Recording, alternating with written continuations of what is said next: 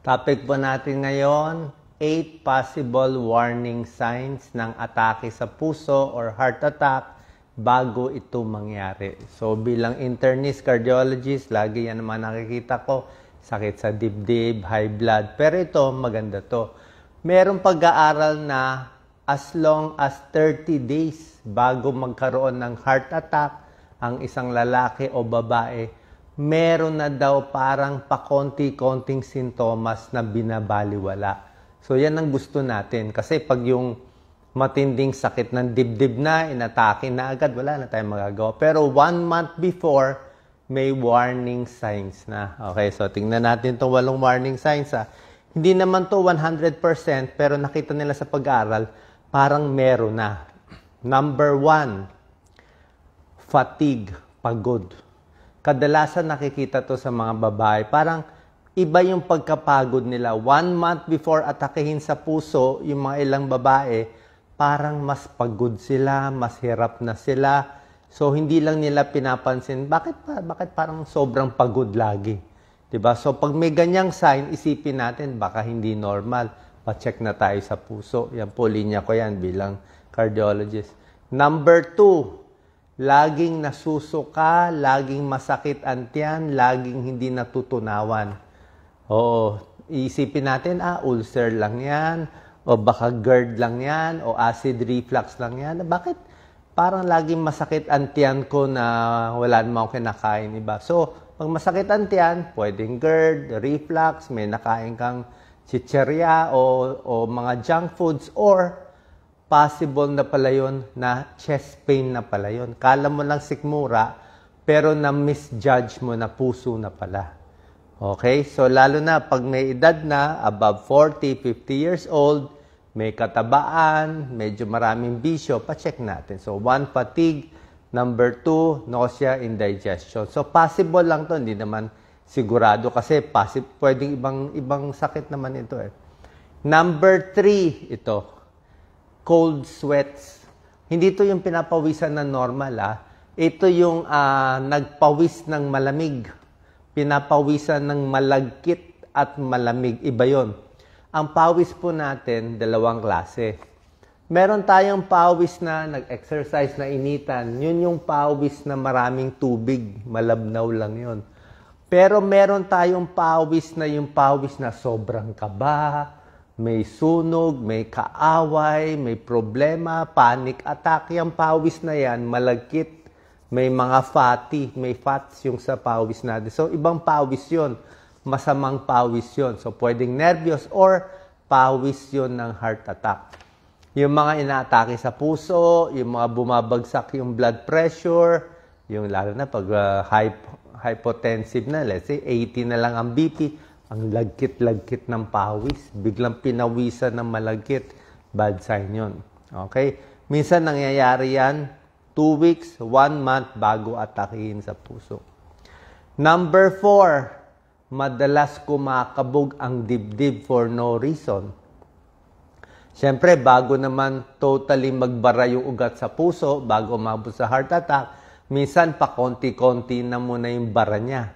So, pag nagbabara yung ugat sa puso, nagkukulang na blood supply, nagiging irritable yung puso. Kaya minsan normal tibok, tapos parang hinihingal, biglang bibilis ng tibok, tapos okay na naman, tapos babalik na naman. So, until magbara na sa puso. So, warning sign na pala yun. Okay? Kaya kahit ako, kung nakakaramdaman ako nitong mga warning signs, siguro baka wala lang, napagod lang tayo, overwork. Pero minsan, kung medyo iba ang feeling mo, wala naman masama, papa-check up tayo. Number 5, bigla na lang hinihingal. Okay, dati hindi ka naman hinihingal. Ngayon, ang bilis mo na hapuin, di ba? Bakit parang hinihingal ako?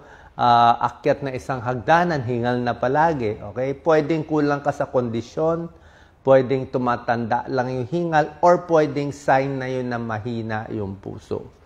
Okay? Number 6, ito na, yung medyo parang may nararamdaman na sa dibdib.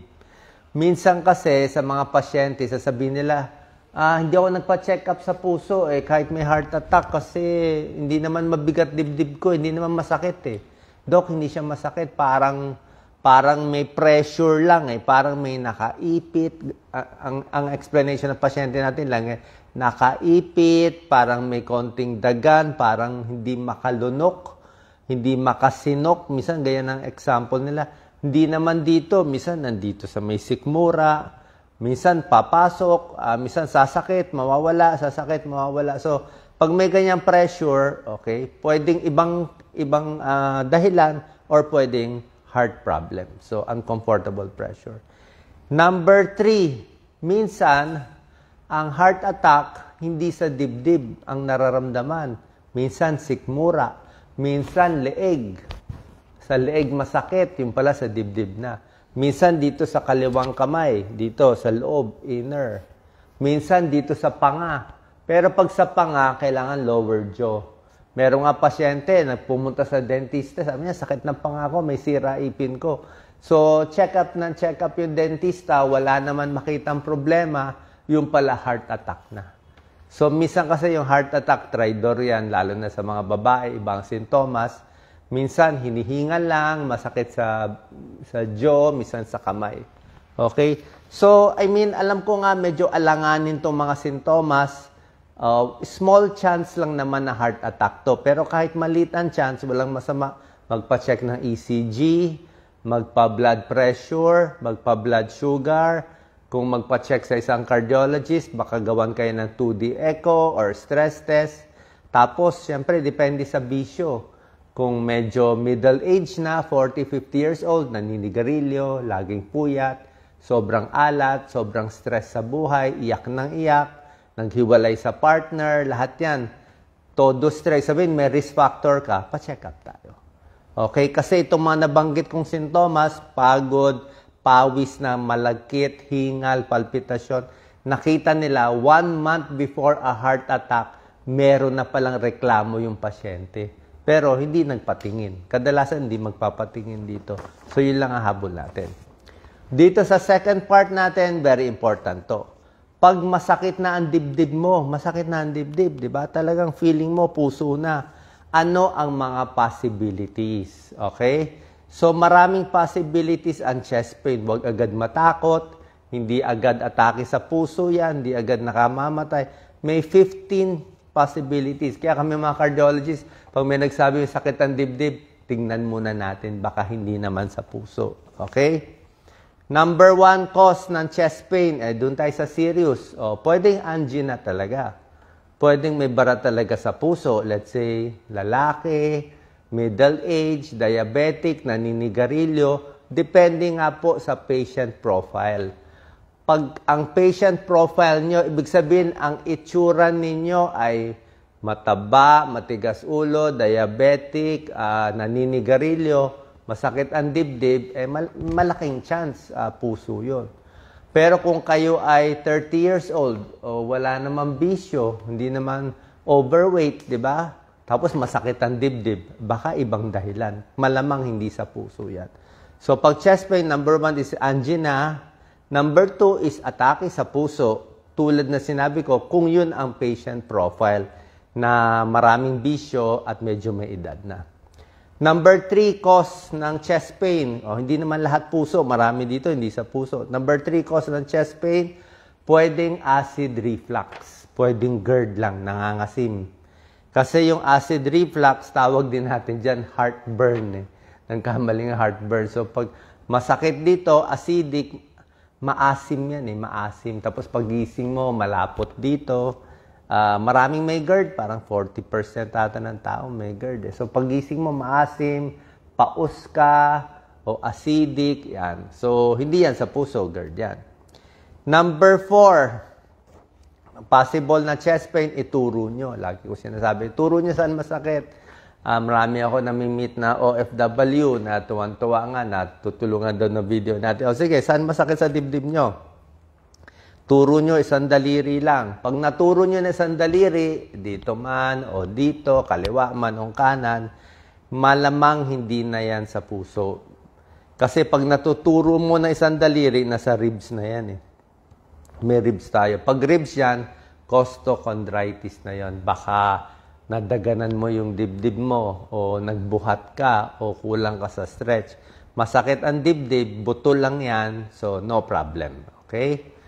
Number 5, another cause ng chest pain. Tingnan mo, baka may plema ka, dami mo dinadahak na plema, baka pulmonya. Baka yung sa dibdib kasi hindi lang puso na dyan, may baga, baka baga ang depresya, pulmonya. Number 6, cause of chest pain. Ito medyo serious tong number 6. Rare naman to, bihira lang. Pero deadly to. Pulmonary embolism. Ito yung pulmonary embolism, may blood clot na muong dugo sa paa. So may varicose veins o baka laging di ginagalaw ang paa, malaki. O may manas sa paa, di ginagalaw, lagi nakaupo, 8 hours a day, nagbuo yung dugo sa paa, pumunta sa baga, deadly to. Pulmonary embolism. Number 7, pwedeng muscle pain lang. Muscle pain. Baka kakaupo, na-stress ka. Okay? Number 8, cause of chest pain. Pwedeng panic attack lang. Maraming may nervyos. Kaya, paano mo malalaman na nervyos? Nakikita naman sa mukha na nervyos. Tapos, pag in-ECG mo, normal. Pag 2D echo mo, normal. Wala namang bisyo. Tapos, kabado siya, feeling niya mamamatay siya, o pareho din naman, hinihingal, masakit ang dibdib, mabilis heartbeat, pero panic pala. Alam mo naman yung panic, diba? Number 9, may tinatawag na aortic dissection, dissecting aorta, pero rare naman to, rare. Rare to, pero deadly, merong namamatay dito. Ito kasi minsan, yung mga ganitong sakit, parang parang malas lang ba talaga? May ganun lang talaga. Hindi mo ma-diagnose, hindi mo mahuli. Pinanganak na mahina yung aorta, kaya nagda-dissect. Although, one risk factor for aortic dissection is high blood and stress. Number 10, peptic ulcer disease. Pwede rin yan. Nabanggit ko na, acid reflux. Number 11, masakit ang dibdib, masakit bandang tiyan, pwedeng gallbladder, bato sa abdo. Okay? Bato sa abdo, papa-ultrasound kayo. Okay? Nasaan party man kayo ng mundo, pa-ultrasound kayo, whole abdomen. Maganda po yan, magandang test, hindi delikado. Pag na-ultrasound ng buong tiyan, makikita yung kidney ba may problema, matres ba may problema, gallbladder ba may bato, liver mo ba, may bukol, liver ba, may fatty liver, prostate ba, may problem. Lahat makikita sa ultrasound ng tiyan. So, number 11, gallbladder. Pag nakita may bato, gallbladder stone yan. Okay? Cholecystitis. Number 12, ito nangyari to sa amin nung resident ako. Number 12, cause of chest pain, shingles. Shingles is rashes yan, kulebra. Sa Tagalog, kulebra. So, yung kulebra, napakasakit niyan.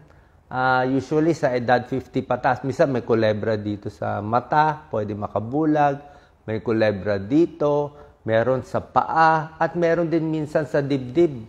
Isang linya siya ng maraming pimples, maraming rashes, sobrang sakit yun. Tinatamaan yung nerve ng tao. Actually, may nangyari sa amin yan dati. May isang resident nagsabi sa amin, heart attack yung pasyente. Chest pain. Binigyan ng gamot sa heart attack. Nung nakita ko, syempre, lalaki, pinahubad ko yung dibdib. Pagtanggal ng t-shirt niya, may isang linya. Kulebra pala. So, naayos natin yung gamutan. Hindi heart attack. So, tingnan nyo, ang daming possibility ng chest pain. Tingnan nyo yung dibdib, baka merong pasa. Number 13, out of 15 to lahat cause of chest pain, pwedeng lung problem. Diba? Baka may sugat o baka may pulmonary problem, pwede rin. Number 14, pwedeng rib fracture. Ito rib fracture, siguro na-injure ka o nasuntok ka o na-fracture yung ribs, chest pain din yan. And number 15, last, pwede yung chest pain mo, baka ibang parte ang masakit. Baka likod pala masakit, naramdaman lang dito.